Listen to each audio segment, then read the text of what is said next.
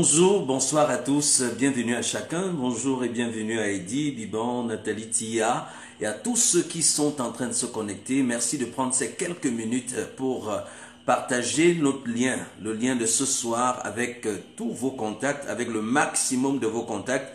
C'est un moment particulier, c'est une soirée spéciale que nous allons avoir. Nous allons parler de comment manifester le Saint-Esprit ou alors comment manifester les dons du Saint-Esprit pour prendre la question telle qu'elle a été posée. Bienvenue à Questions ouvertes, notre émission hebdomadaire où nous répondons aux différentes questions qui nous sont posées au travers de nos différentes pages Facebook ou les différents réseaux sociaux où nous sommes présents. Bonsoir, bonjour et bienvenue à chacun d'entre vous.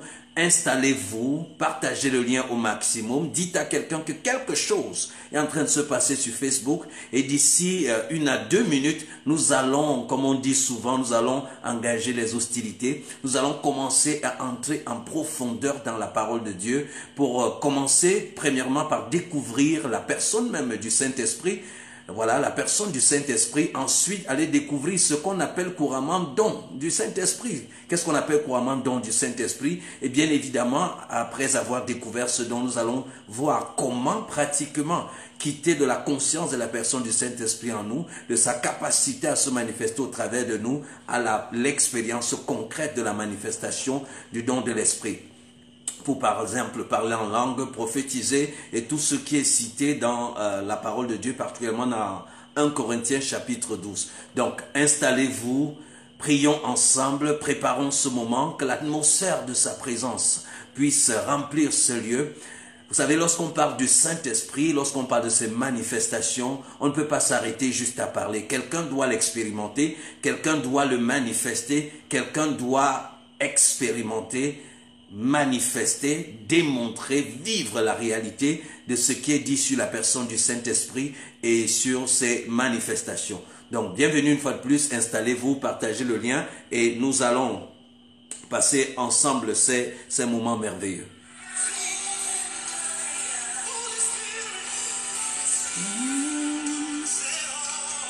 Holy Spirit, Spirit.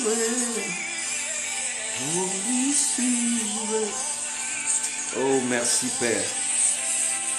Merci Père, merci pour cette vie extraordinaire, cette vie glorieuse que tu nous as accordée en Jésus-Christ. Merci parce que tu nous as introduits dans la divinité pour que nous devenions participants de cette divinité par ton Fils en qui tu as fait de nous des fils. Nous te célébrons de ce que nos péchés ont été pardonnés à la croix. Nous te célébrons de ce que nos manquements, oh Dieu, ont été phagocytés par la force, la gloire, la puissance de ton Fils habitant en nous et nous en lui. Nous te célébrons de ce que nos péchés passés, présents et futurs ont été lavés selon que le dit l'Écriture. Tu nous as fait grâce pour toutes nos offenses en Jésus-Christ. Nous te célébrons, Dieu notre Père, parce que tu as choisi de faire ta demeure en nous par le Saint-Esprit, de sorte que nos corps soient devenus des temples, les temples du Saint-Esprit, nos corps soient devenus ta maison. Nous te célébrons ce jour, ô Père, pour tous ceux qui nous suivent en ligne des 4 coins du monde.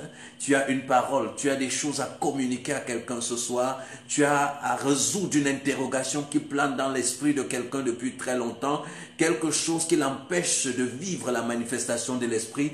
Tu as prévu ce soir de corriger une compréhension erronée, d'apporter de la lumière là où quelqu'un comprend flou, de mettre, oh Dieu, de la précision là où c'était confus. Pour tout cela, nous te célébrons, notre Dieu, notre Père. Nous t'exaltons et nous te magnifions. Merveilleux Saint-Esprit, nous apprécions ta présence, ta direction, ta conduite pendant ce moment. Nous te disons merci pour la révélation, mais te disons aussi merci pour la démonstration de ta présence agissante en nous et au travers de nous.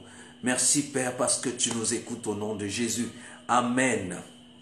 Bonsoir une fois de plus, bonjour selon le coin du monde où vous vous trouvez. Bienvenue à notre tranche d'émission intitulée « À questions ouvertes ».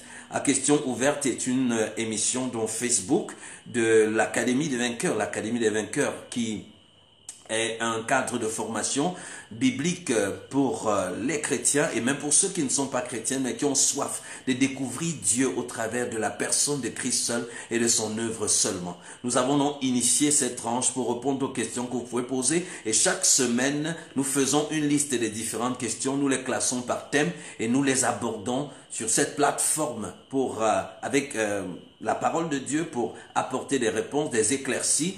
Et nous apprécions le fait que non seulement vous envoyez des questions, mais que vous êtes déjà nombreux, vous êtes une trentaine déjà connectés en moins de 10 minutes pour vivre ces moments particuliers. Et le thème de ce soir ou de ce jour, c'est un thème particulier. Dans 1 Corinthiens chapitre 12, verset 1, il est écrit, dans la version Louis II, c'est très important de préciser les versions ce soir. Pour ce qui concerne les dons spirituels, je ne veux pas, frères, que vous soyez dans l'ignorance. Pour ce qui concerne les dons spirituels, je ne veux pas, frères, que vous soyez dans l'ignorance. Nous savons bien qui est l'auteur du livre de l'épître aux Corinthiens, c'est l'apôtre Paul, et il dit ici qu'il ne souhaite pas que ces chrétiens de Corinthe soient ignorants, qu'ils soient dans la confusion, qu'ils soient dans l'embrouille pour ce qui concerne les manifestations de l'esprit. Donc, cette parole, ce souhait de l'apôtre Paul est encore le nôtre aujourd'hui. Il souhaitait déjà à cette époque, dans cette église où il y avait tellement de manifestations de l'esprit, il leur dit qu'il ne souhaite pas qu'ils soient dans l'ignorance. Il n'était pas en train de leur dire qu'ils ne savent pas qu'il y ait ce qu'on appelle manifestation de l'esprit, mais il parlait ici de la confusion. Il y avait une confusion dans les manifestations. Les gens arrivaient à se demander, est-ce que c'est le Saint-Esprit qui est en train de faire tout ce que nous voyons au travers des personnes? Surtout que dans cette même église de Corinthe, la Bible dit qu'il y avait de tels péchés, des péchés tels qu'on ne trouvait même pas chez les non-croyants.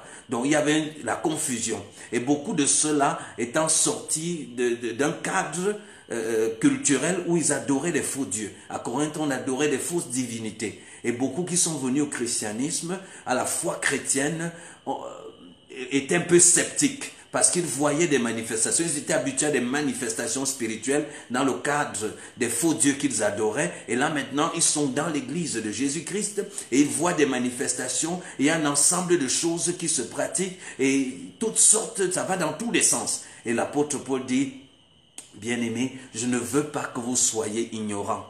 Je ne veux pas que vous soyez dans la confusion. Je ne veux pas que vous manquiez de connaissances en ce qui concerne la personne du Saint-Esprit et comment est-ce qu'il se manifeste et s'exprime. Je ne veux pas que vous mélangiez les choses. Je ne veux non plus que vous attribuiez à un autre esprit ce que le Saint-Esprit est en train de faire. Donc l'apôtre Paul est en train de dire ici, dans ce chapitre, je m'en vais clarifier, je m'en vais mettre des choses au clair pour qu'il n'y ait plus de confusion, pour qu'il n'y ait plus d'embrouille en ce qui concerne les manifestations de l'esprit.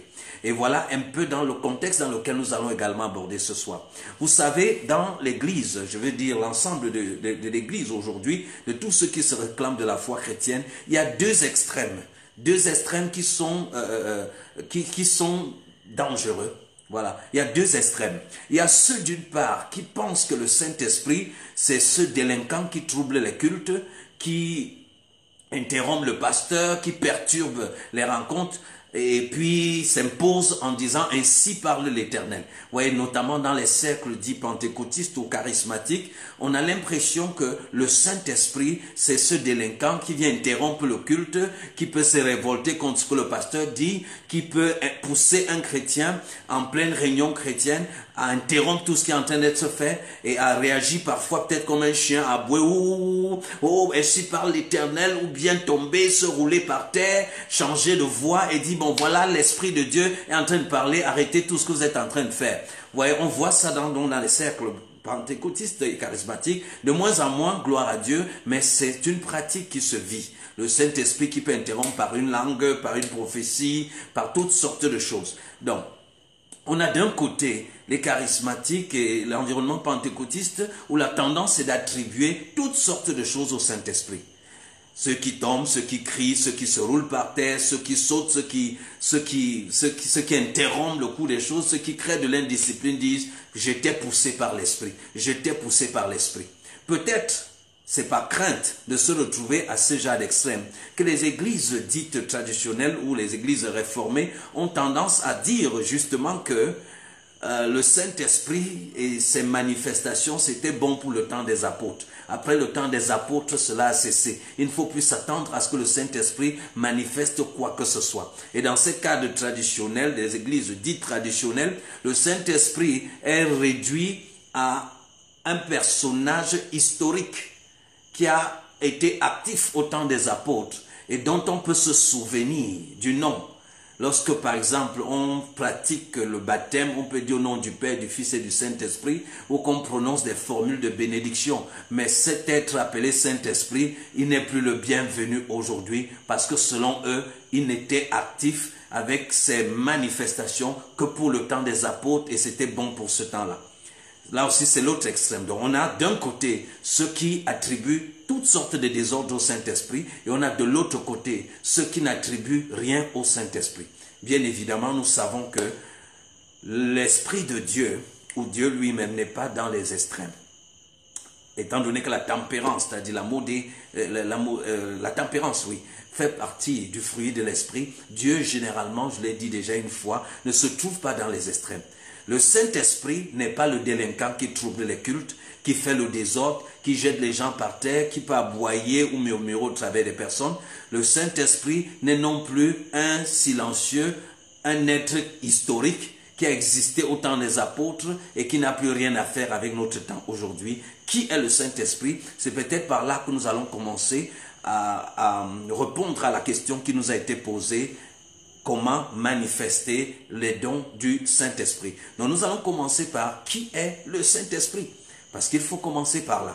Qui est le Saint-Esprit? Si vous avez une compréhension, une perception erronée du Saint-Esprit, il sera difficile pour vous qu'il se manifeste librement au travers de vous. Si vous avez une perception erronée, il sera difficile qu'il se manifeste au travers de vous parce que toute manifestation de Dieu, de Jésus-Christ, de l'Esprit au travers de nous se fait par la foi. Or, la foi vient de la connaissance. Donc, la foi vient de ce qu'on entend venant de la parole de Dieu. Donc, si ce que je sais n'est pas correct, si ce que je sais est confus ou erroné, je vais avoir également une expérience ou une manifestation confuse ou erronée de l'Esprit Saint ou de toute autre personne de la divinité par rapport à qui je suis en train de me référer. Donc il est très important de comprendre. Généralement, lorsqu'on parle du Saint-Esprit, on dit le Saint-Esprit est la troisième personne de la Trinité. Le Saint-Esprit est la troisième personne de la Trinité. Ce n'est pas faux, mais ce n'est pas complètement vrai, correct. Je préfère que nous disions que le Saint-Esprit est l'une des personnes de la Trinité. Parce que vous voyez, lorsqu'on dit que le Saint-Esprit est la troisième personne de la Trinité, ce qui se passe, c'est que dans la tête de la plupart des chrétiens, ils voient Dieu le Père comme le plus grand, Dieu le Fils comme le petit frère de Dieu le Père, et maintenant Dieu le Saint-Esprit comme le plus petit encore. Donc du coup, on a l'impression que quand on traite avec Dieu le Père, on est en train de traiter vraiment avec Dieu. Mais avec Dieu le Fils, là, bon, c'est quand même bien. Mais Dieu le Saint-Esprit, bon, lui il est là, on ne sait même pas à quoi il sert, on ne sait même pas pourquoi il est là. Donc généralement, la plupart des chrétiens vivent leur vie chrétienne sans tenir compte de la personne du Saint-Esprit. Ils essaient de la vivre comme cela vient.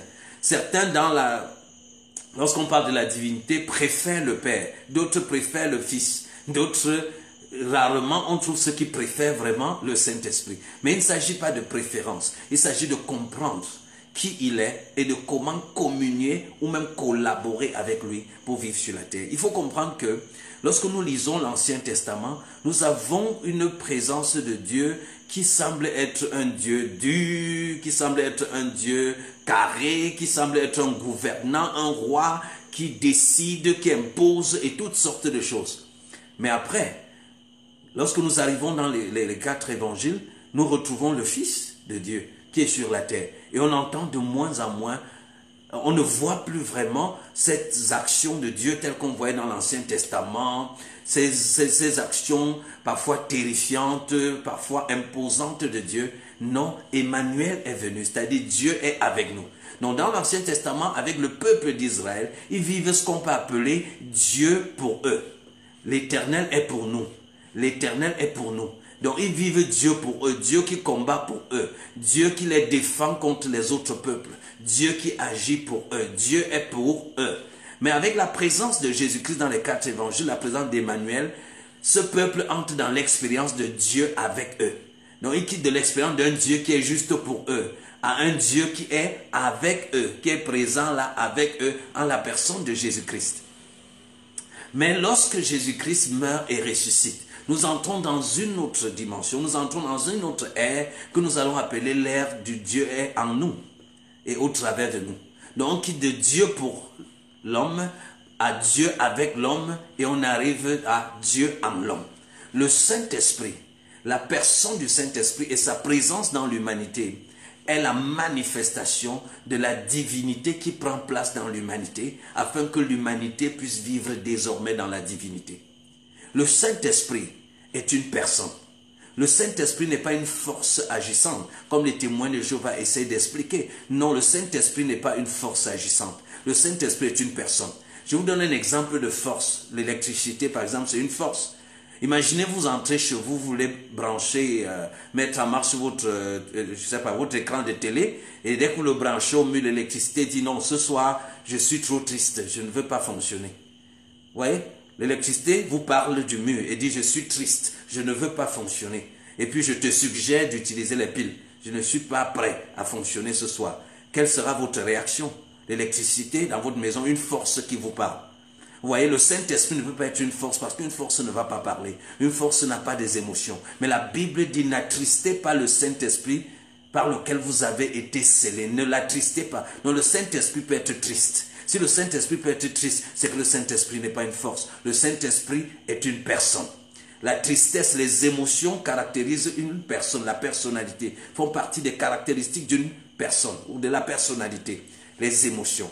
Donc si le Saint-Esprit peut s'attrister, le Saint-Esprit ne saurait être une force parce qu'une force est impersonnelle et ne peut pas s'attrister. La Bible, l'apôtre Paul dit qu'il a voulu entrer en Asie pour prêcher, mais le Saint-Esprit l'en a empêché. Donc le Saint-Esprit a une volonté et est capable de prendre des décisions. Dans Actes chapitre 13, je crois verset 2, il est écrit que pendant que nous servions le Seigneur dans le jeûne et la prière, le Saint-Esprit dit: mettez-moi à part Paul et Barnabas pour l'œuvre à laquelle je les ai appelés. Donc le Saint-Esprit peut dire, le Saint-Esprit peut prendre des décisions, le Saint-Esprit peut manifester une volonté. Si le Saint-Esprit a donc des pensées, le Saint-Esprit a une volonté, le Saint-Esprit peut prendre des décisions, peut même empêcher quelqu'un de faire quelque chose. Le Saint-Esprit ne saurait être une force. Si le Saint-Esprit peut s'attrister, le Saint-Esprit ne saurait être une force. D'ailleurs, Jésus, lorsqu'il parlait de la venue du Saint-Esprit, disait que lorsqu'il va venir, il va vous conduire dans toute la vérité. Il va vous enseigner toutes choses. Il ne va pas parler de son propre chef. Il va prendre de ce qui est à moi pour vous communiquer. Donc nous savons par là que le Saint-Esprit peut même enseigner, le Saint-Esprit peut même guider, le Saint-Esprit peut aimer, le Saint-Esprit peut avoir des sentiments. Le Saint-Esprit est une personne. Le Saint-Esprit a toutes les caractéristiques de la personnalité. Alors le Saint-Esprit ne saurait être assimilable à une force. L'idée selon laquelle le Saint-Esprit est une force a entraîné justement beaucoup de nombreux chrétiens à vouloir ressentir le Saint-Esprit comme une influence qui passe par là. Ils ont confondu ce qu'on peut appeler la puissance, la manifestation d'une puissance du Saint-Esprit avec la personne même du Saint-Esprit. Vous voyez? Donc le Saint-Esprit, lorsque les chrétiens, de nombreux chrétiens perçoivent le Saint-Esprit comme étant une force et non réellement une personne, ils ont tendance à vouloir collaborer avec une force et non une personne. Et quels sont les signes qui montrent que de nombreux chrétiens veulent collaborer avec le Saint-Esprit en tant qu'une force et non en tant qu'une personne? C'est que de nombreux chrétiens justement tendent à vouloir le sentir simplement. Vous voyez, on prie et puis un grand vent, quelqu'un a ressenti. Non, l'Esprit de Dieu m'a visité. Comment t'a-t-il visité? J'ai senti le froid, j'ai senti le chaud, j'ai pleuré, j'ai fait ceci, ainsi de suite. Et parfois, on se retrouve à plus grave que ça. On a vu des vidéos sur Internet où des gens, sous prétexte qu'ils sont sous le contrôle de l'Esprit, mangeaient les herbes. Les gens buvaient l'essence. Les gens faisaient comme des drogués, comme des gens envoûtés. Et ils disaient que c'est sous le contrôle du Saint-Esprit. On a des chrétiens qui vivent constamment sur la peur du Saint-Esprit qui risque les massacrer, qui risque de faire X ou Y. Non. Le Saint-Esprit étant une personne, le Saint-Esprit pense. Le Saint-Esprit, la Bible l'appelle l'esprit de sagesse et d'intelligence. Le Saint-Esprit est sage et intelligent.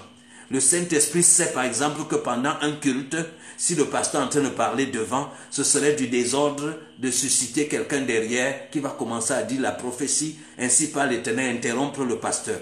Ça ferait désordre. Le Saint-Esprit est assez discipliné, assez intelligent pour savoir que pendant qu'une personne est en train de prophétiser, 4 ou 5 personnes peuvent être en train de prophétiser à la fois. Personne n'écoutera aucune de ces prophéties. Donc quand plusieurs personnes se mettent à prophétiser en même temps, ils attribuent cela au Saint-Esprit, ça fait désordre. On présente le Saint-Esprit comme un désordonné qui n'a aucun sens de l'ordre, qui n'a aucun sens de la discipline, qui n'a aucun sens de la bienséance. Non.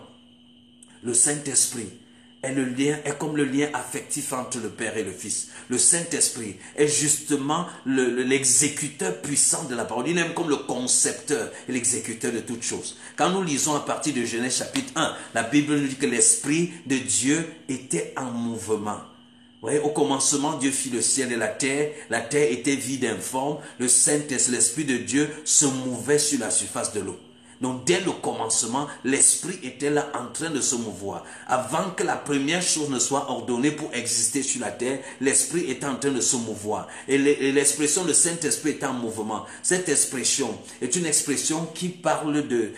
Ça parle comme de la méditation. C'est comme si le Saint-Esprit était en train de méditer. Comme si le Saint-Esprit était en train de féconder quelque chose. Comme si le Saint-Esprit était en train d'activer quelque chose. Pour que quand Dieu dit que la parole, que la lumière soit, et le Saint-Esprit amena la lumière à la manifestation. Donc tout se passe comme si le Saint-Esprit était en train de réfléchir, d'analyser, de concevoir, de produire. Aujourd'hui on va parler de maquette. C'est comme si le Saint-Esprit travaillait c'est comme si la pensée de Dieu était en mouvement, en train de concevoir la maquette de ce qui était sur le point d'être créé. Donc le Saint-Esprit est une personne. Le Saint-Esprit est une personne comme le Père, comme le Fils. Le Saint-Esprit a toutes les caractéristiques de Dieu. Le Saint-Esprit a toutes les caractéristiques que le Père et le Fils ont. Le Saint-Esprit est égal au Père, il est égal au Fils. Donc il n'est pas moins Dieu que le Père, il n'est pas moins Dieu que le Fils. Alors je disais, lorsqu'on regarde dans l'Ancien Testament, on a tout l'impression que Dieu le Père était très actif, mais qu'à un moment il s'est retiré. Et c'est Dieu le Fils qui s'est présenté sur la terre. Les 4 évangiles nous racontent la présence de Dieu le Fils. Mais nous savons qu'après cela, nous savons que Dieu le Fils étant sur la terre, il a vécu au milieu des disciples, il a marché avec eux, il a fait un certain nombre de choses avec eux, il a changé l'eau en vin, les gars ont bu, il a marché sur l'eau, ils ont vu, il a parlé à la tempête s'est arrêtée. Quand les pharisiens voulaient s'attaquer aux disciples, le fils de Dieu les a défendus et toutes sortes de choses. Et les gars savaient que waouh, qu'est-ce qu'il y a de mieux que ça, de marcher avec cet homme auprès de nous. Dieu avec nous, c'est la révélation finale. On n'a plus besoin d'autre chose. Et Jésus leur dit, il est avantageux pour vous que je m'en aille. Quoi? Avantageux que tu t'en ailles? Oui, il est avantageux pour vous que je m'en aille. Parce que si je ne m'en vais pas, le Saint-Esprit ne viendra pas. Et les disciples disent, non, c'est pas possible. J'imagine dans la tête des disciples en train de se dire, mais quel avantage peut-il avoir qu'un homme comme ça s'en aille? Quand on a faim, tu multiplies les pains et les poissons, on mange. Quand on a soif, tu changes l'eau en vin, on boit. Quand les pirogues font défaut, tu marches sur l'eau, tu nous invites, mais on marche ensemble. Tout le monde sait que maintenant nous sommes devenus des grands, nous qui n'étions rien, parce que nous marchons avec toi. On sait que nous sommes les amis du faiseur de miracles. Et parfois tu nous envoies même, en ton nom, nous partons faire des miracles et nous revenons. Comment tu peux dire maintenant qu'il est avantageux pour nous que tu t'en ailles? Et la Bible nous explique que les disciples étaient tristes. Ils ne comprenaient pas. Jésus essaie de leur dire qu'il y a quelqu'un d'autre qui va venir. Il disait que non. Il va nous apporter quoi? On a déjà de quoi manger. Tu multiplies les pains, tu fais déjà tout. Qu'est-ce qu'il peut avoir encore de mieux? Vous voyez, beaucoup de chrétiens sont comme ça. Ils n'ont pas encore expérimenté cette communion, cette intimité, cette réalité de la divinité en eux, cette vie de ressuscité en eux et au travers d'eux. Ils vivent un christianisme, des versets bibliques qui récitent, des passages particulièrement dans l'Ancien Testament qu'ils ont mémorisés, où ils essaient d'imiter Ézéchiel, d'imiter Moïse et ainsi de suite. Mais la réalité est tout autre. Les disciples étaient comme ça. Ils croyaient qu'ils avaient déjà atteint le sommet. Ils ne s'imaginaient pas qu'ils puissent avoir meilleur que cela. Jésus leur dit, il est avantageux pour vous que je m'en aille. Il est avantageux pour vous que la parole faite chair s'en aille. Pour que la parole esprit vienne résider à l'intérieur de vous. Jésus dit cela, ils étaient tristes. Et puis, ils ont commencé à s'interroger. Ils estimaient que leur vie chrétienne était comme ça. Je veux dire à quelqu'un qui me suit en ce moment que je ne sais pas quel genre de vie chrétienne tu vis, je ne sais pas quel genre d'expérience tu as déjà eu, mais il y a encore mieux. Je ne sais pas quelle connaissance de la personne de Christ, de l'homme Jésus-Christ, ainsi de suite, mais je peux te dire qu'il y a encore beaucoup mieux. Avec la connaissance et la communion avec le Saint-Esprit, il y a encore beaucoup mieux à expérimenter. Il y a de l'inimaginable à expérimenter avec le Saint-Esprit. Mais Jésus leur dit, je ne vous laisserai pas orphelins. Il dit aux disciples, je ne vous laisserai pas orphelins. Je vous enverrai un autre consolateur. Il dit, quand je vais partir, je vais prier le Père. Et le Père va vous envoyer un autre consolateur. Il sera, il dit, l'esprit de vérité. Il dit que ce consolateur, c'est l'esprit de vérité. Et il sera non seulement avec vous, comme c'est le cas maintenant, mais il sera en vous. Bien aimé, entre être avec Jésus physique et avoir ce Jésus habitant à l'intérieur de toi, lequel est meilleur? Bien évidemment, avoir Jésus qui vit à l'intérieur de toi. Donc Jésus leur dit, c'est un avantage. Il faut que j'aille. Parce que pour l'instant, je suis là, je suis physique, je suis ici, mais il faut que j'aille. Je n'ai pas prévu juste que je sois là au milieu de vous pour faire des miracles, pour faire un ensemble de choses. Non, j'ai prévu que vous deveniez vous-même capable de faire exactement ce que j'ai fait et bien plus encore. Mon objectif, c'est que ce qui fait de moi Jésus réside également en vous, pour que vous soyez des Jésus avec Jésus. Je veux que ce qui fait de moi le Christ, qui me permet de faire tout ce que vous avez vu, et même ce que vous n'avez pas encore vu, que cela devienne réel en vous, que vous soyez capable de vivre la vie qui est la mienne et de faire les œuvres qui sont miennes. Jusque-là, les disciples étaient restés dans une posture de fan club. Jésus maudit le figuier, le lendemain matin en passant. Hey Jésus, regarde, le figuier que tu as maudit hier, là, ça a séché. Oh Jésus, tu es trop fort. Oh Jésus. Jésus dit que doucement, doucement, pas de fan club. En vérité, je vous le dis, celui qui a la foi, Dieu peut dire à cette montagne, ôte-toi de là, jette-toi dans la mer, la montagne va obéir. Jésus était parfois, c'est comme s'il était gêné, que les disciples sont en train de le voir comme un être particulier, inapprochable, à qui personne ne peut jamais ressembler, alors que Jésus était venu pour introduire l'humanité dans la divinité, pour que nous devenions participants de la nature divine, pour que la vie qui fait de Dieu, Dieu habite désormais en chacun d'entre nous, pour que l'esprit qu'il a ressuscité, Jésus-Christ, qu'il a ressuscité d'entre les morts, puisse résider en nous et puisse faire en nous et au travers de nous tout ce qu'il a fait en Christ et au travers de Christ. Donc Jésus dit, il est avantageux pour vous que je m'en aille. Vraiment, pendant que je parle aujourd'hui, je tiens à ce qu'avant la fin de cette vidéo, que quelqu'un ait non seulement bien compris la réalité du Saint-Esprit, mais qu'il commence à manifester. J'étais en ligne par vidéo, par échange vidéo comme ça, en début de cette semaine avec quelqu'un qui est justement pas ici, qui est dans un pays étranger, et nous discutions en quelques minutes de la personne du Saint-Esprit, de son œuvre, et la personne me disait, mais moi je désire parler en d'autres langues. Je dis, mais c'est simple. Et je lui ai expliqué en 2 ou 3 points, le Saint-Esprit, ses manifestations, le sens des langues, et je lui ai dit, tu peux simplement rendre grâce à Dieu de la présence du Saint-Esprit et de sa capacité à se manifester au travers de toi et décider de vocaliser ce don qui est déjà, ou cette manifestation, cette expression du Saint-Esprit au travers de toi. Et la personne souriait et je lui dis, non, on va le faire tout de suite. Elle me dit, non, je vais aller essayer seul à la maison. Je dis, pas besoin, tu peux le faire là tout de suite. Et elle s'est arrêtée et elle a fait. Et puis, elle a commencé à parler en d'autres langues.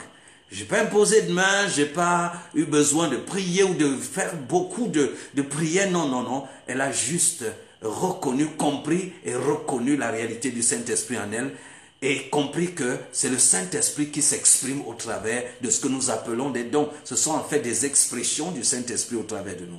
Donc ma prière, c'est que quelqu'un, avant la fin de cette vidéo, qui soupirait après le parler en langue ou après toute autre manifestation de l'Esprit, selon ton aspiration, selon le besoin que tu veux aller résoudre avec cette manifestation, que tu puisses l'expérimenter. Je l'ai vécu tellement de fois et je crois que pendant cette vidéo, le Saint-Esprit veut et voudra encore se manifester au travers de quelqu'un.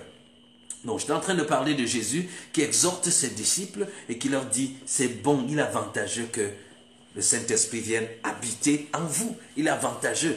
Et Jésus va dire un certain nombre de choses sur le Saint-Esprit. Il va dire que le Saint-Esprit, lorsqu'il va venir, il convaincra le monde de péché, de justice et de jugement. Alors voilà un verset qui a été souvent tordu dans le sens, je crois que c'est dans Jean chapitre 16. Dans Jean chapitre 16,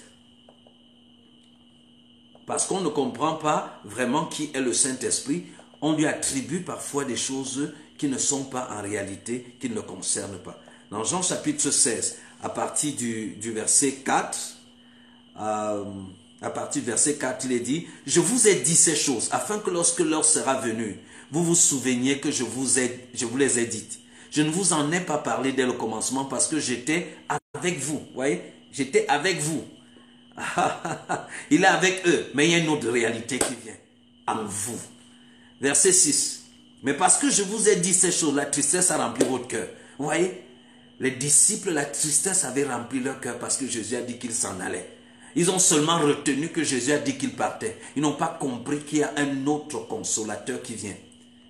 Ils n'ont pas compris, ils ont manqué cet aspect-là. Ils se sont focalisés sur Jésus qui part, et les poissons et les pains qu'ils mangeaient, qui n'auront plus, et le vin qu'ils buvaient, qui ne boiront plus, et ainsi de suite. Mais ils n'ont pas compris qu'il y a mieux que cela. Il y a une vie chrétienne mieux que celle que tu vis jusqu'ici, bien-aimé. Au verset 7, « Cependant, je vous dis la vérité, il vous est avantageux que je m'en aille, car si je ne m'en vais pas, le consolateur ne viendra pas vers vous. Mais si je m'en vais, je vous l'enverrai. Si je m'en vais, je vous l'enverrai. Et quand il sera venu, il convaincra le monde en ce qui concerne le péché, la justice et le jugement. » Il convaincra qui? Le monde, pas les chrétiens. Le Saint-Esprit ne convainc pas les chrétiens de péché, de justice et de jugement. Non, c'est le monde. J'ai souvent vu dans des réunions chrétiennes, on dit, bon, bien aimé, maintenant nous allons prier.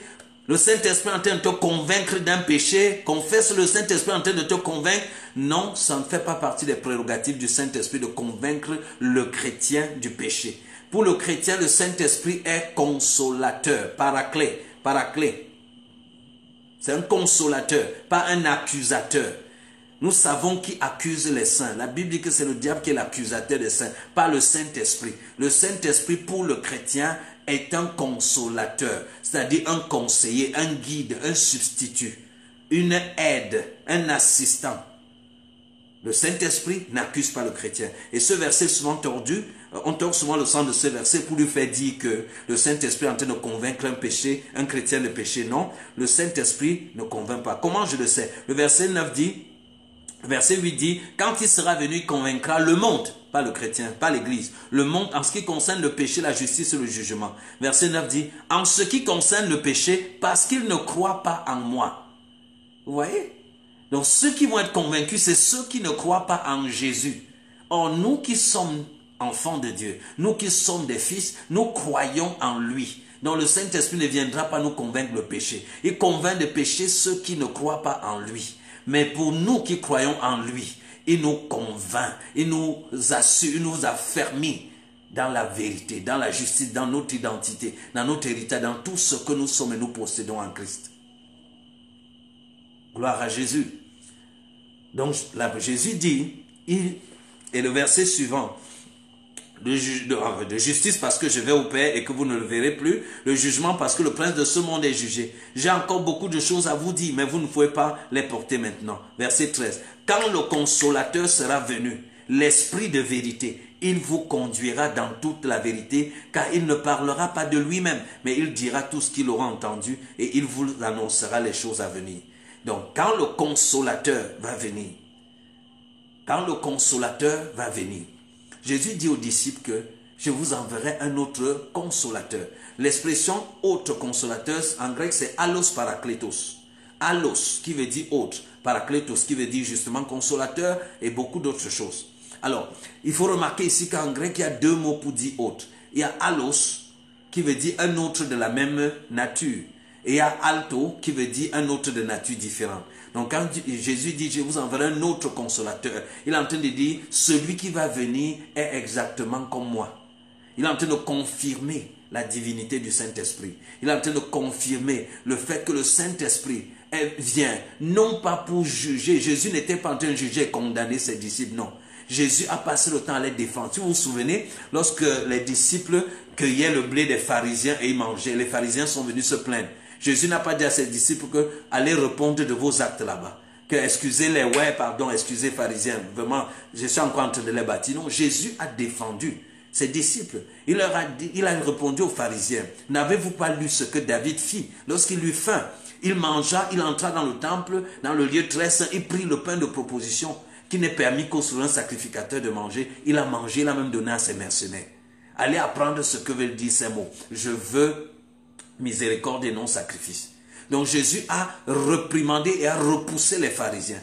Mais plus tard, il va dire à ses disciples, méfiez-vous du levain des pharisiens. Et d'ailleurs, il ne parlait même pas du fait qu'ils aient mangé le blé. Jésus n'a même pas fait un reproche à ses disciples. Pendant que Jésus était là, il a été un consolateur. Il a été un conseiller pour ses disciples. Il a été un substitut. Il s'est mis à leur place. Il les a aidés, il les a soutenus, il les a accompagnés. Mais il le faisait étant avec eux.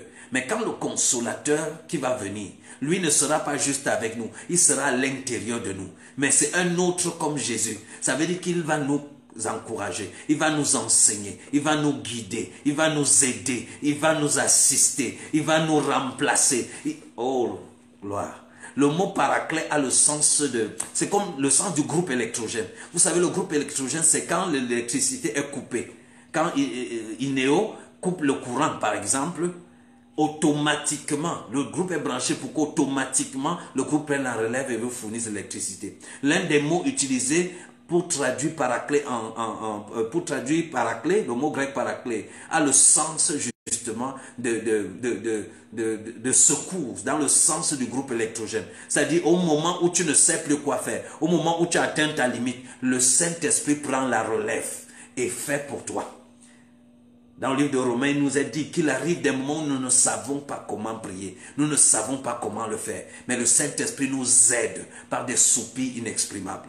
Avec le Saint-Esprit dans ta vie, tu ne peux plus jamais manquer de secours. Tu ne peux plus être jamais à la limite. Tu as toujours, quand les ressources humaines sont limitées, quand ta capacité a atteint sa limite, tu as encore une capacité surnaturelle, une capacité illimitée, une capacité extraordinaire. C'est pourquoi je ne peux pas comprendre comment un chrétien peut vivre sans connaître la personne du Saint-Esprit, sans communier avec cette personne extraordinaire. Pour vous dire la vérité, bien-aimés, le Père est au ciel, le Fils est au ciel, le Dieu qui est sur la terre, à l'œuvre au milieu des chrétiens et dans le chrétien, c'est le Saint-Esprit. Donc de toutes les personnes de la divinité, de toutes les personnes de la Trinité, la personne qui est présente actuellement sur terre, ce n'est pas le Père, ce n'est pas le Fils, c'est le Saint-Esprit qui est présent sur terre. C'est lui qui a l'œuvre. C'est lui quand tu adores, quand tu appelles Dieu, quand tu fais mention du Fils, c'est de lui qu'il s'agit.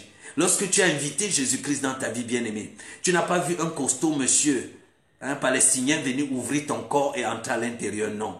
C'est le Saint-Esprit qui a vivifié, qui a entré dans ton esprit qui était mort à cause du péché, ton esprit qui était mort et séparé de Dieu. Le Saint-Esprit, le lien d'amour entre le Père et le Fils, est devenu aussi le lien d'amour entre le Père et toi, et a redonné la vie à ton esprit. Nous qui étions morts par nos offenses, il nous a redonné la vie. Il a redonné la vie à ton esprit. Il a donné la vie à ton esprit. Tu as été ainsi régénéré. C'est par lui que tu es né de nouveau. C'est par lui que tu peux vivre la réalité de la vie du ressuscité en toi. Donc voilà quelques éléments en ce qui concerne le Saint-Esprit. Vous savez, nous avons tout un séminaire, tout le module 2. Un séminaire de 21 heures de temps pour parler du Saint-Esprit, sa personne et ses manifestations. Comprenez bien qu'en une heure, en une soirée, je ne peux pas tout dire sur le Saint-Esprit. Mais de manière globale, je prends ces éléments pour que nous réalisions l'importance de vivre une véritable communion avec le Saint-Esprit. Et ceux qui croiront, Jésus dit, celui qui croit en moi, ceux qui vont croire en moi, des fleuves d'eau vive jailliront. Des fleuves d'eau vive jailliront. Et la Bible met entre parenthèses, il parlait du Saint-Esprit qui devait venir parce que le Saint-Esprit n'avait pas encore été donné. Donc le Saint-Esprit est la source des fleuves d'eau vive. Il communique des fleuves d'eau vive. Il communique, il imprime. Il implémente, il rend palpable, tangible la vie éternelle que tu as reçue en Christ. Il rend tangible le caractère de Christ à l'intérieur de toi. Il rend tangible la puissance de Dieu. Il rend tangible l'autorité, l'identité de Christ dans ta vie. Sans une connaissance, une communion avec le Saint-Esprit, tu vas vivre une vie chrétienne essoufflée. La vie chrétienne est impossible pour qui que ce soit. Seul Christ peut vivre la vie chrétienne. Seul Christ peut vivre la vie de Christ. C'est pourquoi nous recevons Christ. Quand tu reçois Christ, c'est lui qui vit sa vie au travers de toi. Comment le fait-il? En tant que le Saint-Esprit. Le Saint-Esprit s'exprime. Le Saint-Esprit qui est la substance du Père et du Fils s'exprime, se relâche, se manifeste au travers de toi. Gloire à Jésus. Donc le Saint-Esprit est merveilleux. Avant d'arriver à ces manifestations, nous devons comprendre sa personne. S'il est l'esprit de sagesse, l'esprit d'intelligence, comme nous l'avons dit, s'il peut enseigner, guider, conseiller, comme Jésus l'a dit, ça veut dire que nous pouvons causer avec lui. Ça veut dire que nous pouvons échanger avec lui. Vous voyez, quand l'apôtre Paul dit que l'esprit du prophète est soumis au prophète, on comprend. Ce n'est pas parce que le Saint-Esprit se manifeste par une parole de connaissance que je vais interrompre de la réunion chrétienne qui est en cours parce que le Saint-Esprit est en train de se manifester au travers de moi, non. Le Saint-Esprit peut se manifester au travers de moi, je prends les notes.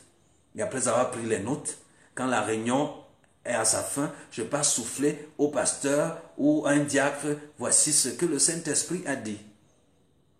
Et là, il transmet au pasteur, le pasteur peut le lire solennellement.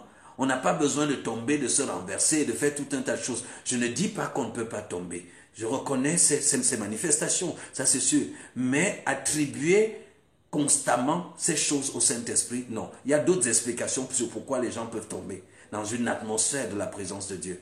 Mais lorsque le Saint-Esprit se manifeste au travers de nous, il est possible pour nous de collaborer avec lui, de communier avec lui, de discuter avec lui.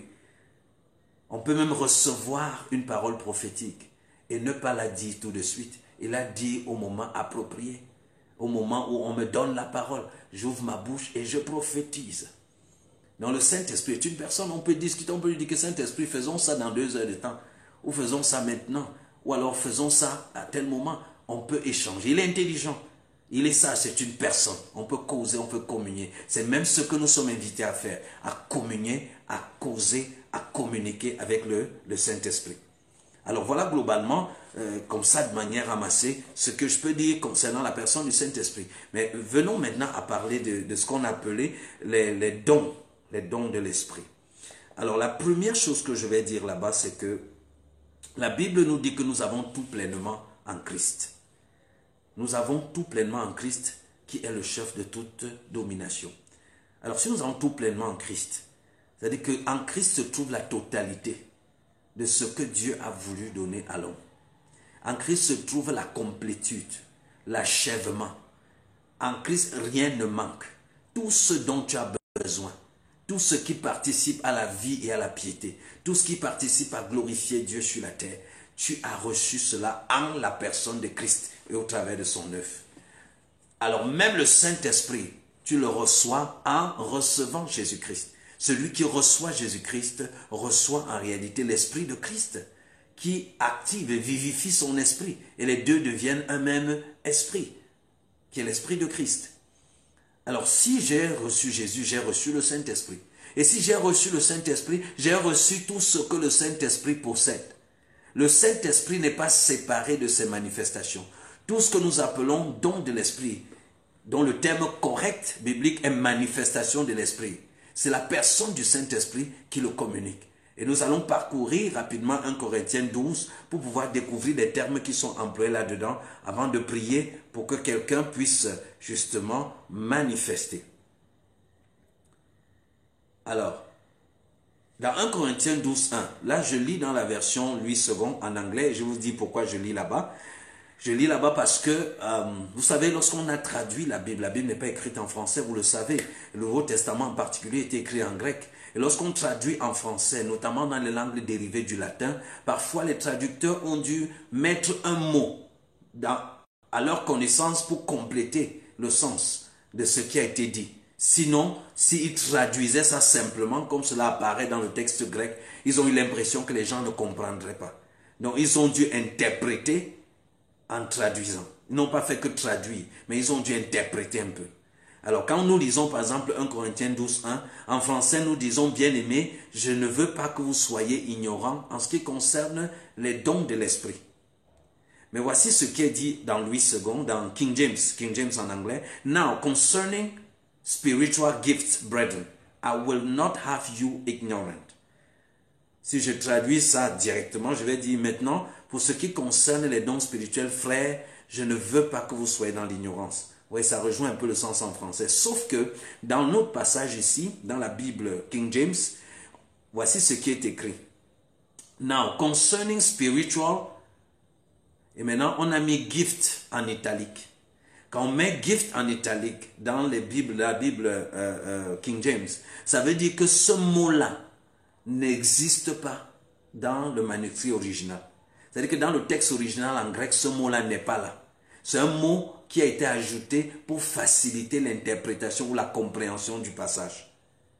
Donc ceux qui ont traduit ont interprété que lorsque l'apôtre Paul est en train de parler ici au verset 1, il parlait des dons spirituels. Donc ils ont ajouté le mot don pour aider à comprendre. Sinon en grec, si on devait lire littéralement, ce serait Now concerning spirituals, brethren, I will not have you ignorant. Donc si c'est traduit en français, on devrait lire bien-aimé en ce qui concerne esprit. En ce qui concerne spirituel, je ne veux pas que vous soyez dans l'ignorance. Maintenant, si vous aviez lu dans votre Bible, bien aimé en ce qui concerne spirituel, je ne veux pas que vous soyez dans l'ignorance, vous aurez dit non. Qu'est-ce que ça veut dire? Donc, le traducteur, pour aider, a pris le mot don et a mis là. Malheureusement, comme plusieurs fois dans les traductions, en ajoutant ces mots, c'est une interprétation. Il faut garantir que leur interprétation était correcte. Pour qu'en ajoutant ce mot, ça ne déforme pas plutôt le sens original du passage. Et malheureusement, ici, ça déforme. Parce que le mot spiritual, pneumatikos, en grec, ne suggère aucunement l'idée de don. Ça suggère plutôt l'idée de manifestation.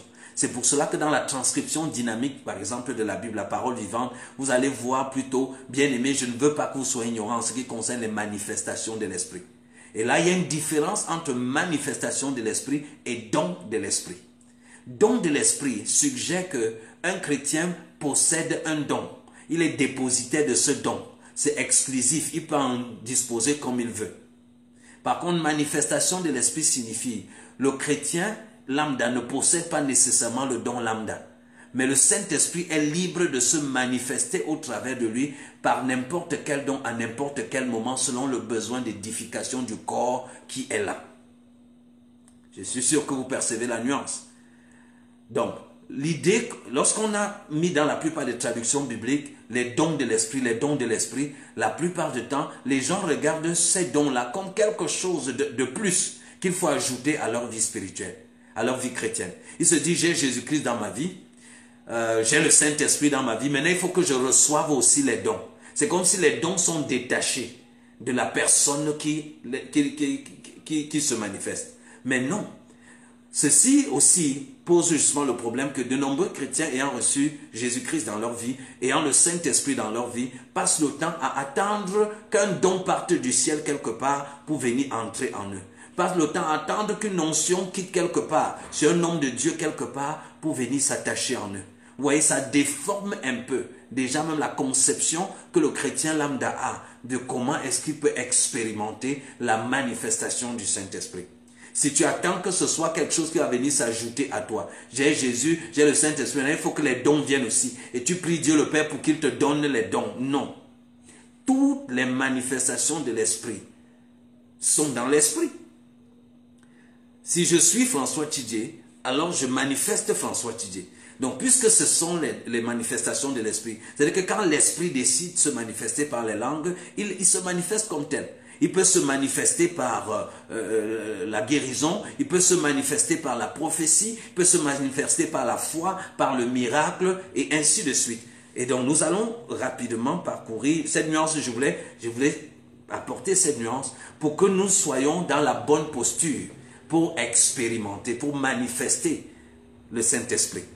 Que nous ne sommes pas dans la posture de « je veux que Dieu me donne quelque chose que je n'ai pas ». L'idée de don signifie que nous n'avons pas et il faut que Dieu nous le donne. Mais la manifestation signifie que non. Le Saint-Esprit étant en nous, toutes les manifestations sont incluses en lui. Et il peut donc se manifester d'une manière ou d'une autre. Il peut s'exprimer d'une manière ou d'une autre. Donc, 1 Corinthiens 12 dit cela. Donc, nous allons relire cela en tenant compte de cette nuance. Pour ce qui concerne les manifestations spirituelles, je ne veux pas, frère, que vous soyez dans l'ignorance. Vous savez que lorsque vous étiez païen, vous vous laissiez entraîner vers des idoles muettes, selon que vous étiez conduit. Vous étiez entraîné selon que vous étiez conduit. Fait une comparaison entre comment le Saint-Esprit nous conduit et s'exprime au travers de nous maintenant. Et comment autrefois, païens, nous nous laissions conduire et nous laissions ces idoles s'exprimer au travers de nous. Verset 3. C'est pourquoi je vous déclare que nul s'il parle par l'Esprit de Dieu ne dit Jésus est anathème et que nul ne peut dire Jésus est Seigneur si ce n'est pas l'Esprit de Dieu. Vous voyez, il parle ici que l'Esprit peut pousser quelqu'un à s'exprimer d'une manière ou d'une autre. Là, nous restons dans l'expression. Donc, l'Esprit peut s'exprimer d'une manière ou d'une autre. Celui qui dit Jésus est Seigneur, c'est l'Esprit qui est en train de s'exprimer au travers de cette personne. Si ce n'est pas l'Esprit qui pousse quelqu'un, la personne ne peut pas faire une telle déclaration. Et verset 4, il dit donc, il y a diversité de manifestations. Donc, il y a diverses manifestations. Il y a diversité de manifestations, mais le même esprit. Donc, il y a un même esprit, mais qui se manifeste de diverses manières. Il y a diversité de ministères, mais le même Seigneur. Il y a diversité d'opérations, mais le même Dieu qui opère tout en tous. Alors, permettez-moi ici de regarder les différents mots en grec. Faisons recours au grec pour mieux comprendre.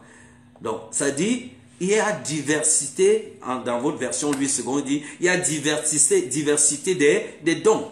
Et le mot qui est utilisé là-bas, cette fois-ci, c'est charisme. Donc, don, charisme. Donc, il y a diversité de charisme. Et au verset 5, il dit, il y a diversité de services, de ministères. Et le mot là-bas, c'est diaconia. De là vient la diaconie, les diacres. Donc, il dit qu'il y a diversité de dons, il y a diversité de ministères. Et au verset 7, il dit qu'il y a diversité d'opérations. Phanérosis, diversité d'opérations. Donc, il y a les dons, il y a les ministères, il y a les opérations. Donc, on regarde ici charisme, manifestation, expression. Donc, il y a diversité d'expression du Saint-Esprit, il y a diversité de ministères de Jésus-Christ, il y a diversité d'opérations du Père. Et ceci renvoie aux trois groupes de manifestations que nous retrouvons dans la Bible. Ici, dans 1 Corinthiens chapitre 12, 13 et 14, on va se rendre compte que on parle surtout justement des manifestations, des charismes, des manifestations de l'Esprit, des charismes du Saint-Esprit. Certains ont appelé ça les dons du Saint-Esprit. Et maintenant, verset 6, lorsqu'il parle de diversité de ministère, nous sommes dans Éphésiens chapitre 4, où il est dit que Jésus est monté au ciel, il a fait des dons aux hommes. Il a fait des uns comme apôtres, d'autres comme prophètes, d'autres comme pasteurs et docteurs, et puis d'autres comme évangélistes. Nous retrouvons dans les 5 services que le Fils, par lequel le Fils s'exprime au travers de son corps, l'Église. Et dans Romains chapitre 12, on parle de là-bas des différentes opérations qui sont donc attribuées au Père. Les différentes opérations, le don d'administrer ou de gouverner et ainsi de suite. Donc, dans ces trois groupes, nous avons dans 1 Corinthiens 12, ce qu'on va appeler donc les charismes, qui sont les manifestations du Saint-Esprit au travers du chrétien, de l'individu. Nous avons dans Éphésiens chapitre 4, les ministères qui sont comme les dons du Fils à l'Église ou les expressions du Fils au travers de l'Église. Et dans Romains chapitre 12, nous avons ce que nous allons appeler les expressions du Père. Le gouvernant, le gestionnaire, le législateur, les expressions du Père, toujours au travers de l'Église. Donc ça, c'est très important de comprendre cette catégorisation. Maintenant, continuons notre lecture et achevons là. Il continue au verset 8, il dit en effet, à l'un est donné par l'Esprit une parole de sagesse, à un autre une parole de connaissance, selon le même Esprit. Alors le sens ici en grec c'est, le même Esprit s'exprime chez l'un par une parole de connaissance. Il s'exprime chez l'autre par une parole de sagesse. Il s'exprime chez l'autre par les miracles. Il s'exprime chez l'autre par le discernement des esprits. Il s'exprime par la diversité des langues. Il s'exprime encore par l'interprétation des langues. Regardez le verset 11. Un seul et même esprit opère toutes ces choses, les distribuant à chacun en particulier comme il le veut. Un seul et même esprit opère. Donc un seul et même esprit s'exprime. Ce n'est pas comme s'il y a plusieurs esprits qui habitent dans plusieurs personnes. Ce n'est non plus comme s'il y a plusieurs dons dont différentes personnes sont propriétaires. Non, il y a le même esprit, mais qui s'exprime à un moment ou à un autre.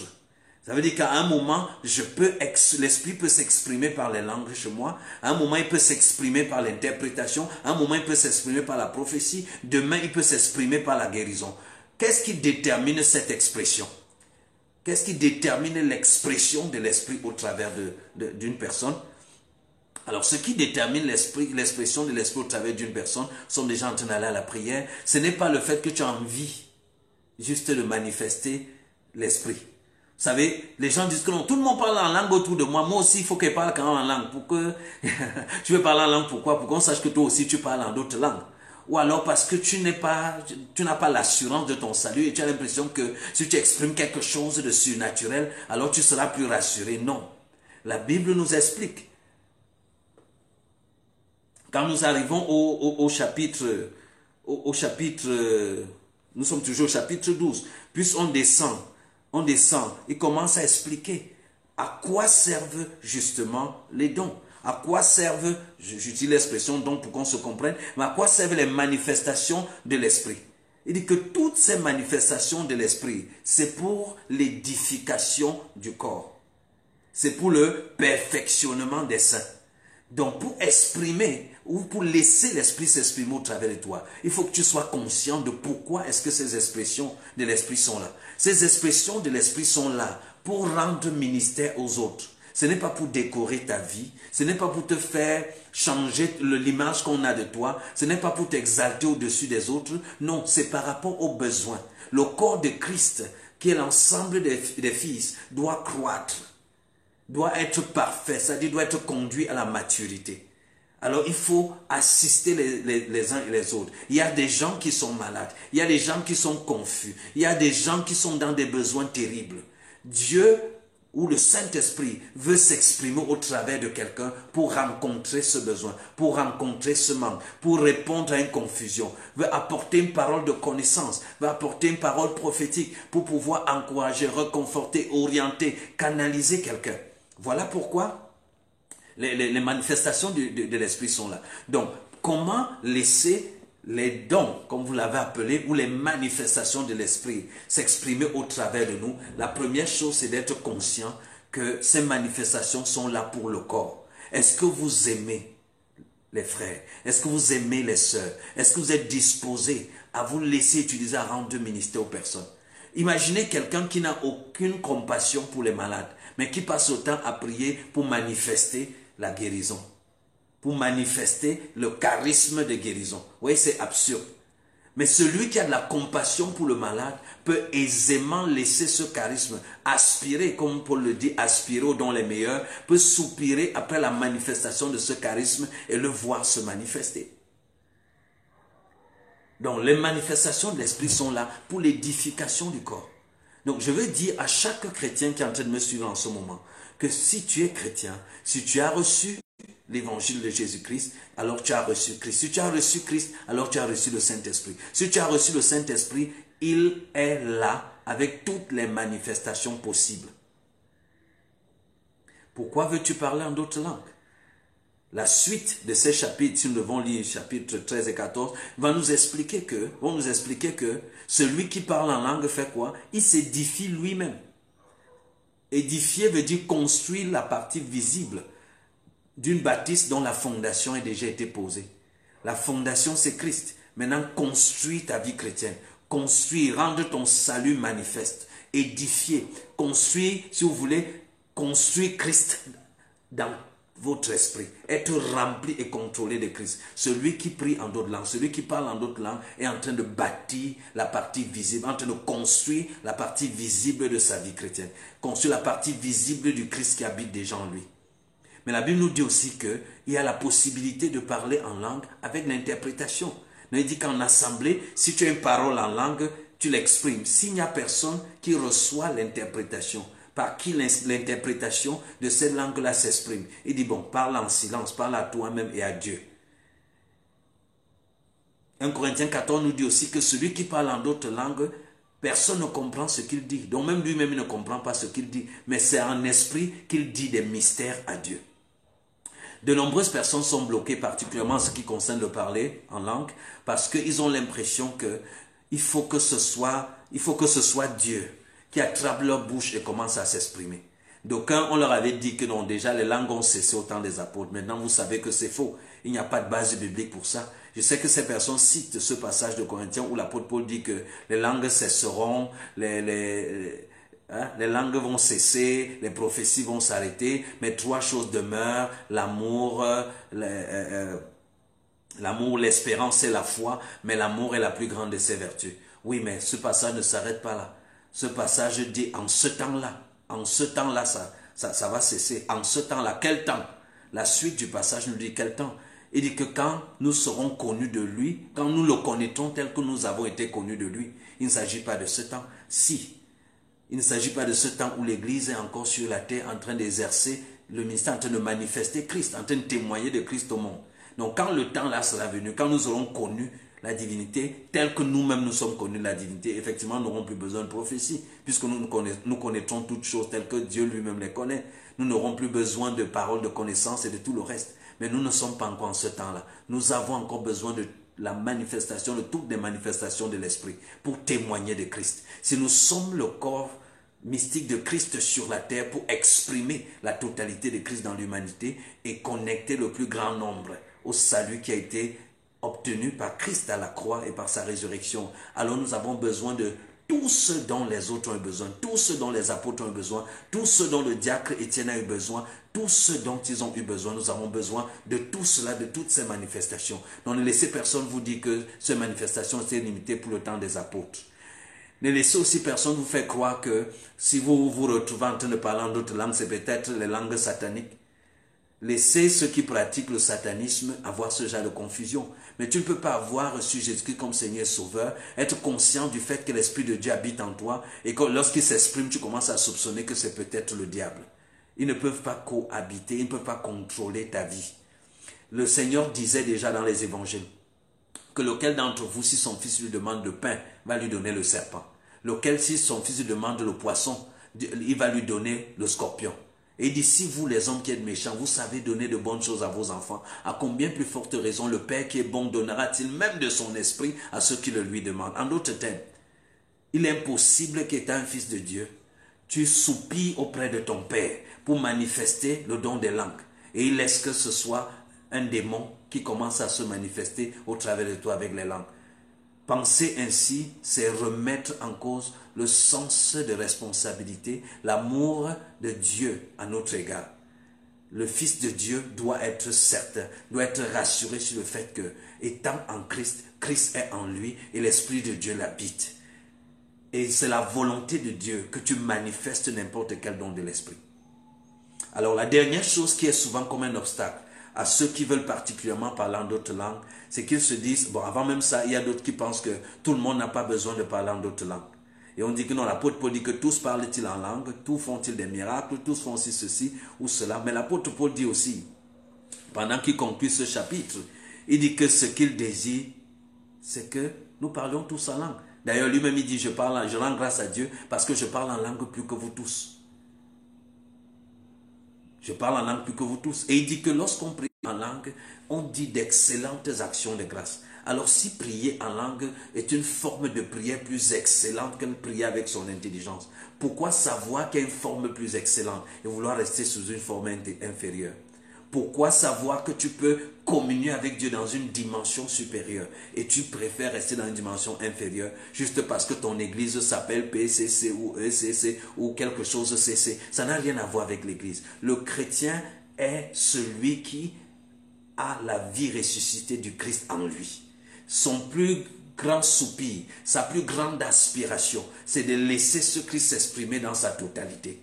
Le Christ qui s'est exprimé par des langues au travers de l'apôtre Paul, au travers de tous les autres grands témoins de l'évangile que nous connaissons, pourquoi aujourd'hui commencer à penser que nous n'avons pas besoin de ça? J'ai l'impression qu'il y a des églises où Jésus même n'aurait pas été accepté. Il y a des églises où l'apôtre Paul aurait été considéré comme exclu. Parce que chez nous, dans notre église, on ne fait pas ça. Dans notre église, nous, les affaires du Saint-Esprit dans notre église. Si votre église ne peut pas intégrer les affaires du Saint-Esprit, c'est que cette église n'a pas le droit de s'appeler une église chrétienne. Donc ne laissez personne vous dire aussi que vous n'avez pas le droit, que vous n'avez pas le droit que parce que vous êtes de telle église ou de telle autre église, vous n'avez pas expérimenté ce que la parole de Dieu dit. Donc, je disais que l'une des choses que j'ai constatées, qui est souvent un grand obstacle dans la vie de plusieurs, qui veulent authentiquement expérimenter ou exprimer les dons des langues, c'est qu'ils pensent que le Saint-Esprit va parler à leur place. Quand nous regardons dans le livre des Actes des Apôtres, la Bible dit que le jour de la Pentecôte, des langues de feu les ont touchés. Et la Bible dit, ils se mirent tous à parler en d'autres langues. Pas quelques-uns, tous. Ils se sont mis.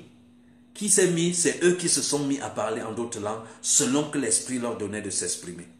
Qui leur donnait les langues en eux, c'était l'Esprit. Mais qui se mettait à parler, c'est eux qui se mettaient à parler. Prenons ça autrement. Imaginez donc quelqu'un en qui la guérison veut se manifester. Appelons ça don. Parlons donc de quelqu'un qui a le don de guérison. Est-ce que c'est le Saint-Esprit qui va porter sa main pour aller poser sur un malade? Ou alors, dans la foi, dans l'assurance qu'il a la guérison en lui, et que la guérison là peut s'exprimer au travers de lui par le Saint-Esprit, il prend sa main, il pose sur le malade. En réalité, le Seigneur dit que c'est nous qui allons imposer les mots malades, n'est-ce pas? Donc le Saint-Esprit en toi ne va pas porter ta main, tirer ça dans la salle et aller poser sur un malade, non. La manifestation de l'Esprit est là à l'intérieur. Parfois, on sent ces langues monter. Parfois, on sent cette présence. On sent ce revêtement de guérison nous revêtir. Mais si tu ne tends pas toi-même ta main pour poser sur quelqu'un, la personne ne va pas l'expérimenter.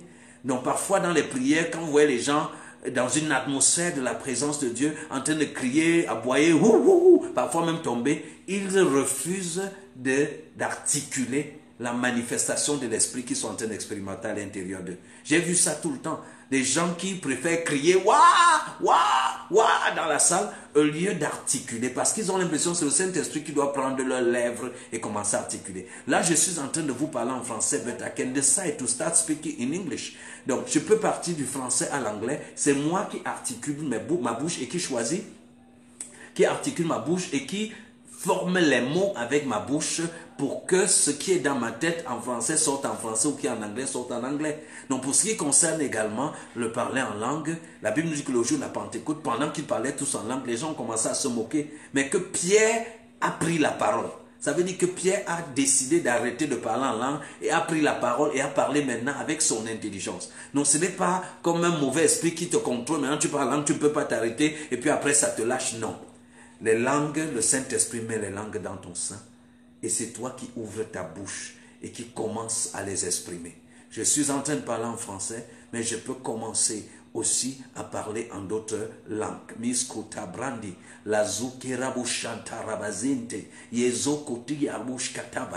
et puis je reviens en français et je continue de parler en français. Le Saint-Esprit impulse cela à l'intérieur et puis moi j'ouvre la bouche et je parle.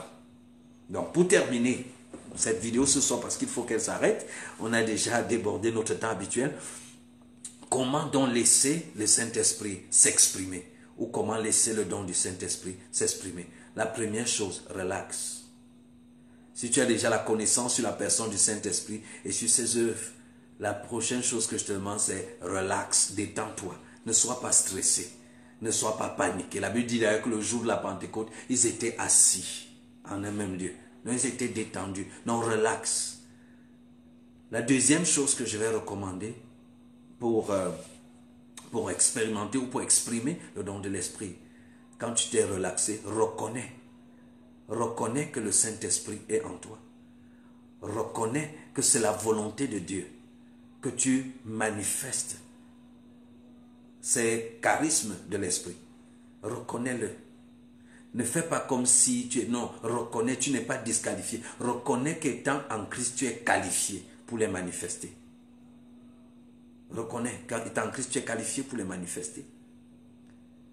C'est une promesse. Jésus l'a fait et il l'a accompli. Il veut que le Saint-Esprit non seulement réside en toi, ce qui est déjà le cas, gloire à Dieu, mais qu'il s'exprime au travers de toi pour dire aspirer aux dons les meilleurs. Il y a des choses autour de toi, il y a des besoins autour de toi et tu pourrais être utilisé par le Saint-Esprit pour rendre de ministère à ces personnes, de guérison, de prophétie, de langue avec interprétation.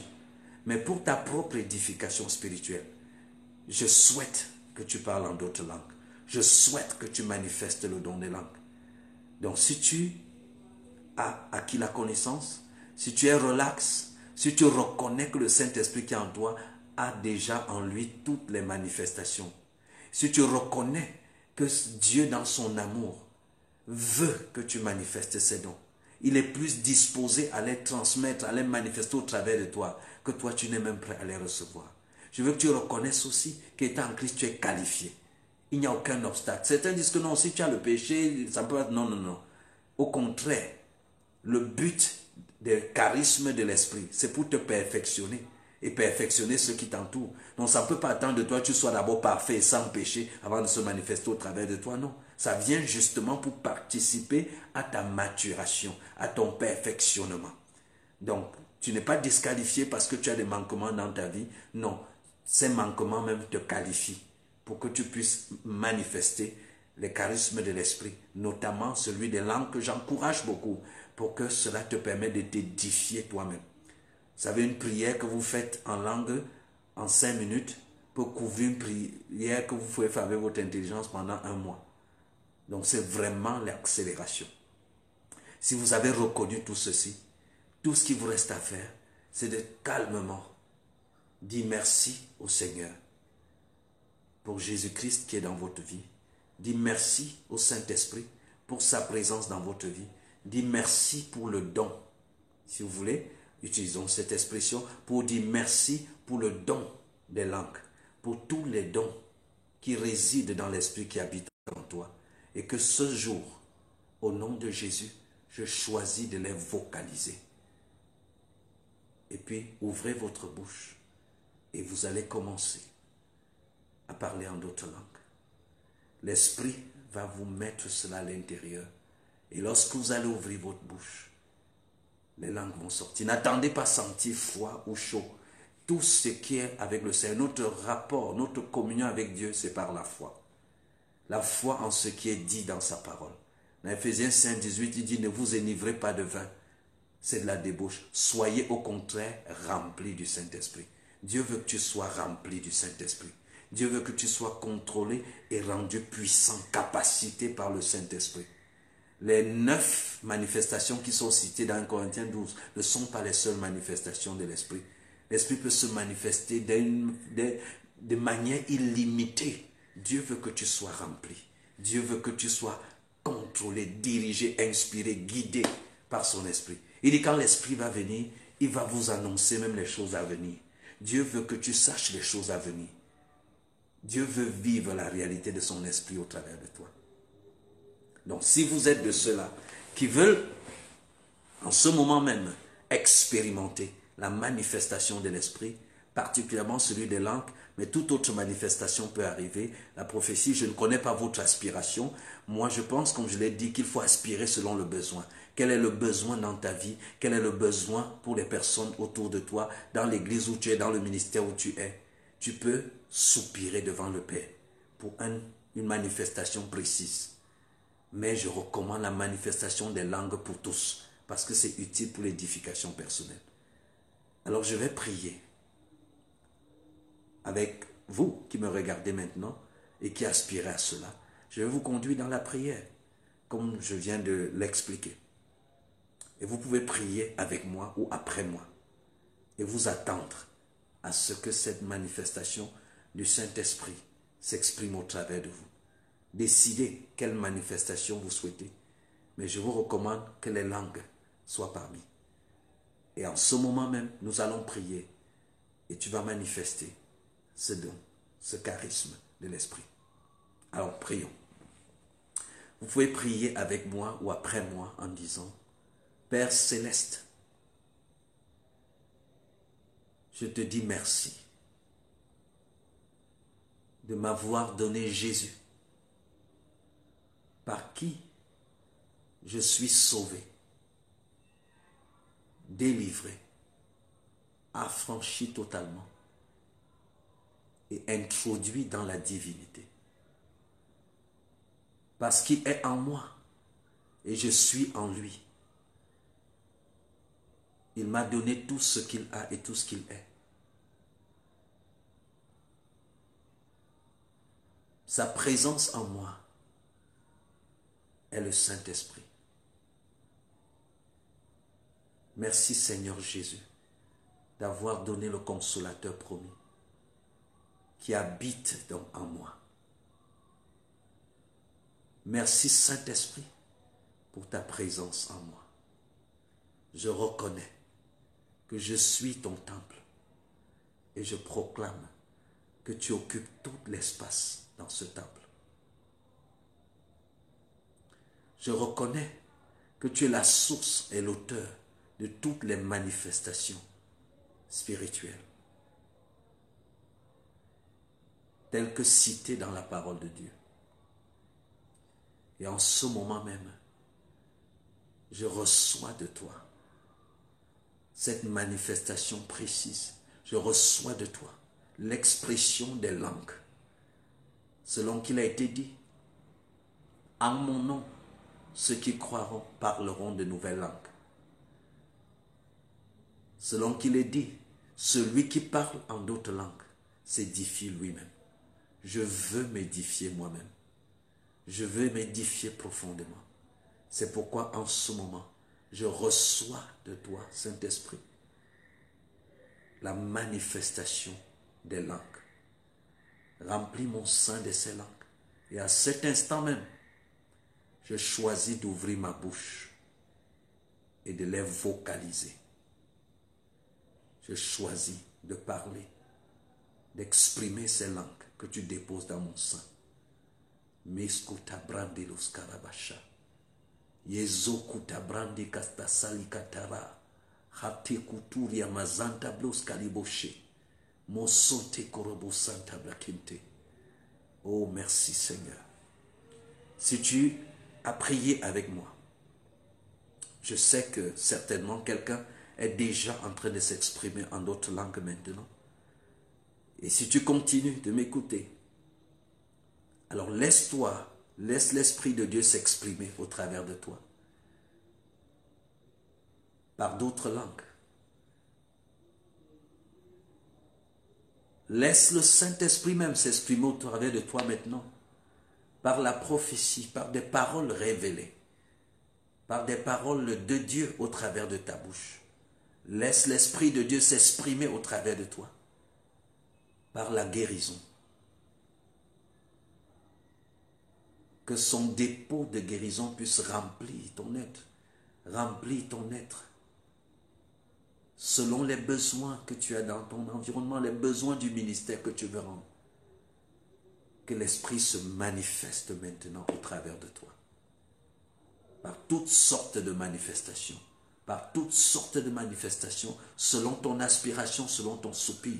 Merci Saint-Esprit, parce que lorsqu'il s'agit de toi et de ton œuvre, tu es présent pour confirmer, pour imprimer cette vérité, pour communiquer cela, pour rendre cela palpable. Merci pour toutes ces personnes en qui tu es en train de te manifester en ce moment. Merci pour cette nouvelle dimension de communion, cette nouvelle dimension de marche dans l'Esprit. Reçois toute la gloire, notre Dieu, notre Père, au nom de Jésus. Voilà, merci. Laissez vos commentaires. Je suis sûr que des personnes sont en train de s'exprimer en d'autres langues en ce moment. D'autres manifestations sont en train de se produire.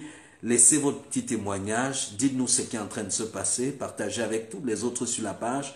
Vous pouvez nous écrire également en inbox si vous avez d'autres préoccupations qui concernent le sujet du jour. Nous avons un peu débordé le temps. C'était important. C'était une question avec une réponse, avec des réponses assez, c'est assez vaste. Nous ne prétendons pas avoir tout couvert vraiment sur la personne de cet esprit et son œuvre. Restez connectés à nos pages.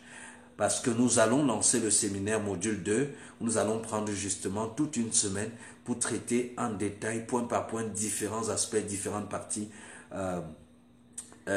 concernant la personne du Saint-Esprit et ses charismata, ses manifestations. Merci de rester connecté à notre page.